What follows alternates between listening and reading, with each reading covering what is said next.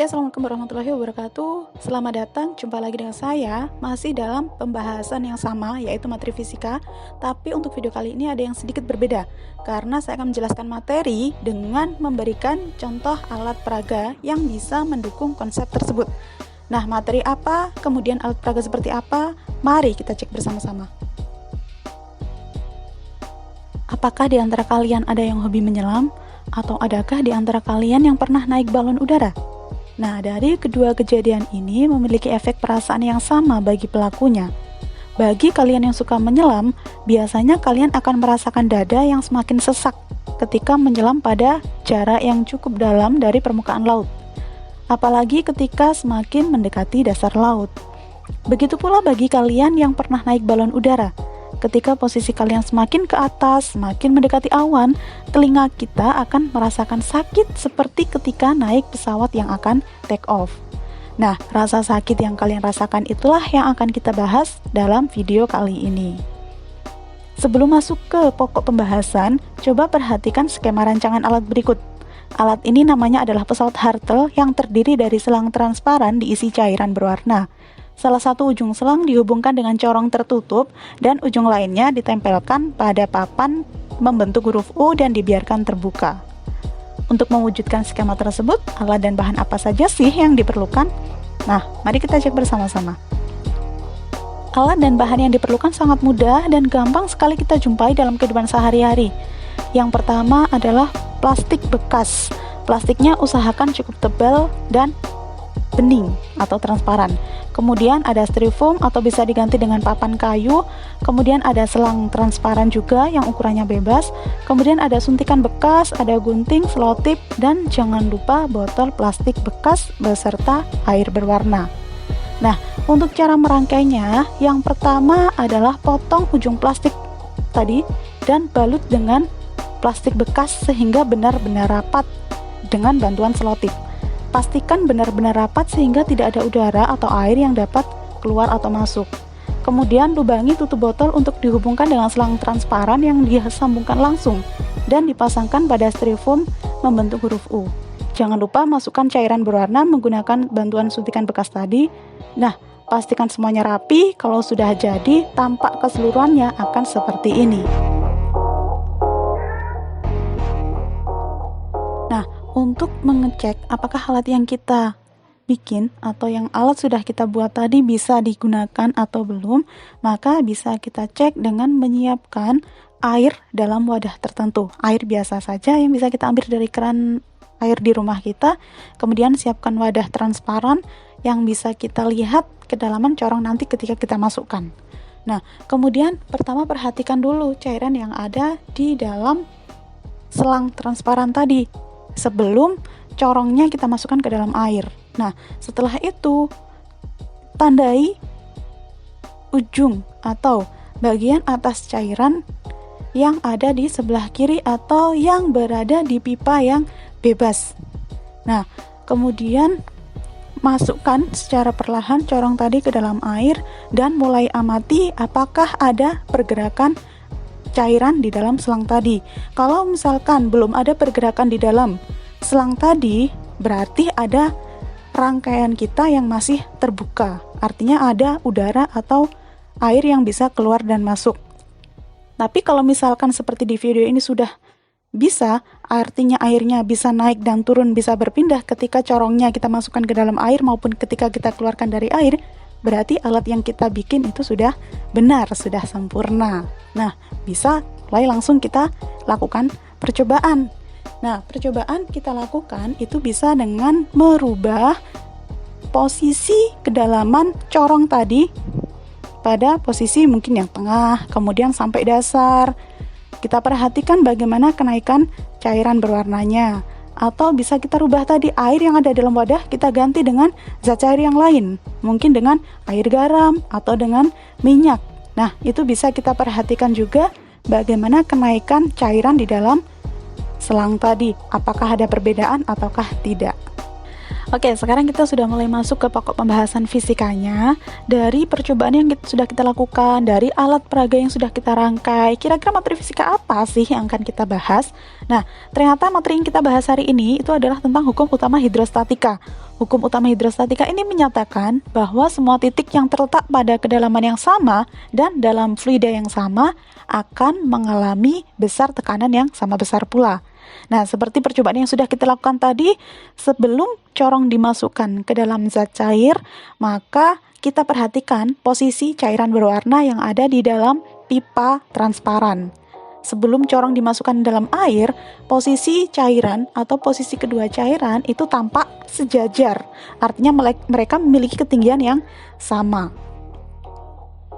Kemudian, setelah corong dimasukkan ke dalam air, apakah yang terjadi?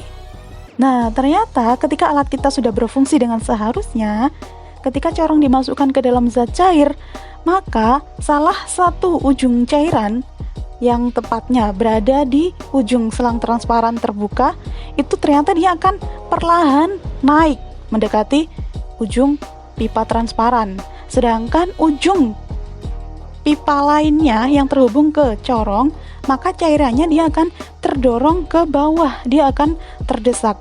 Sehingga dari kejadian ini akan menimbulkan perbedaan posisi permukaan zat cair di antara dua pipa. Nah, mari kita lihat kenapa terjadi perbedaan itu dan bagaimana hal itu bisa terjadi. Ternyata perbedaan ketinggian itulah atau perbedaan posisi permukaan air inilah yang bisa membuat kita mendeteksi adanya tekanan ketika corong dicelupkan ke dalam air. Nah, hal ini membuktikan bahwa air itu juga memiliki tekanan yang nantinya diteruskan oleh corong melalui udara di dalam selang yang juga mendorong cairan, sehingga cairan yang berada terhubung dengan corong dia akan terdesak ke bawah dan mendorong cairan yang lainnya, dan ujung cairan yang di sebelah kiri akan terdorong ke atas, sehingga menimbulkan adanya perbedaan ketinggian permukaan kedua cairan meskipun mereka masih dalam pipa yang sama. Nah, seperti itu ya. Terlihat jelas perbedaannya sekali. Kemudian tekanan yang dimiliki oleh air inilah yang kita sebut sebagai tekanan hidrostatis. Nah, itu kan tekanan di dalam air yang diam. Nah, apa sih tekanan hidrostatis dan bagaimana konsepnya dalam fisika? Sebenarnya tidak jauh berbeda dengan konsep tekanan yang sudah kita pelajari sebelumnya. Masih kita ingat bahwa tekanan itu menyatakan besar gaya yang dipindahkan untuk tiap satuan luas. Nah, perlu kita ingat tadi yang kita gunakan atau objek yang kita gunakan dalam percobaan ini berupa cairan atau berupa air. Maka gaya yang berlaku di sini juga adalah gaya pada fluida tadi. Gaya pada fluida tadi itu gaya dorong air ke corong tadi. Nah, gaya dorong air ini yang kemarin sudah kita pelajari dan kita sebut sebagai gaya Archimedes. Masih ingat dengan persamaannya ya? Gaya Archimedes, F sama dengan rho GV, dengan rho itu adalah massa jenis fluidanya. Dalam hal tadi adalah air yang berada dalam wadah. Kemudian V itu adalah volume air yang dipindahkan, dan G itu adalah percepatan gravitasi. Dari persamaan itu sehingga bisa kita dapatkan persamaan tekanan hidrostatis atau persamaan tekanan di dalam zat cair, yaitu P sama dengan rho Hg. Dengan rho masih sama, yaitu massa jenis airnya tadi, dan H adalah kedalaman atau posisi benda diukur dari permukaan zat cair. Kemudian G itu masih dalam percepatan gravitasi setempat. Dan ingat, besaran-besaran fisika itu tadi masih harus kita nyatakan dalam satuan-satuan sistem internasional. Dengan P tekanan hidrostatis itu satuannya dalam Pascal, kemudian rho atau massa jenis itu satuannya dalam kilogram per meter kubik, kemudian H atau kedalaman itu satuannya harus dalam meter, dan G atau percepatan gravitasi setempat itu satuannya dalam meter per sekon kuadrat. Nah, kemudian kalau misalkan tekanan udara di atas permukaan cairan atau di atas permukaan air tadi mempengaruhi tekanan benda di dalam air, maka tekanan total yang dialami benda di dalam air itu bisa kita jumlahkan dari tekanan hidrostatis atau tekanan yang diberikan oleh zat cair ditambah dengan tekanan udara yang di atas permukaan zat cair. Nah, penjumlahan tekanan inilah yang kita namakan dengan persamaan tekanan mutlak. Nah, bagaimana penjelasan tentang tekanan hidrostatik tadi? Cukup menarik kan? Nah, sebenarnya tekanan hidrostatik ini banyak kita temukan dalam kehidupan sehari-hari. Jadi salah satu manfaat adanya konsep tekanan hidrostatis ini bisa digunakan sebagai bahan pertimbangan untuk membuat kapal selam, utamanya untuk memilih bahan kapal. Karena seperti yang kita tahu, kapal selam itu kan tujuannya untuk menyelam di dalam laut. Nah, tekanan hidrostatis itu adalah tekanan yang dimiliki oleh air. Jadi air laut itu nanti juga akan memiliki tekanan hidrostatis yang semakin ke dalam atau semakin jauh di kedalaman, besar tekanannya juga akan semakin besar. Sehingga kapal selam itu harus memilih bahan yang tepat sehingga tidak penyok atau tidak rusak ketika kapal selam digunakan untuk menyelam di kedalaman yang cukup dalam. Nah, apakah sudah terjawab pertanyaan di awal tadi? Kenapa kalau misalkan kita menyelam semakin ke dalam itu dada kita semakin sesak? Atau ketika kita naik balon udara atau naik pesawat yang take off, itu semakin ke atas, kita akan merasakan sakit juga di telinga kita. Nah, ternyata rasa sakit yang kita rasakan itu karena adanya tekanan dari fluida yang ada di sekitar kita. Jadi tekanan itu memiliki efek langsung dalam tubuh kita. Jadi kita merasakan sakit itu tadi. Sudah terjawab bukan pertanyaan kita hari ini?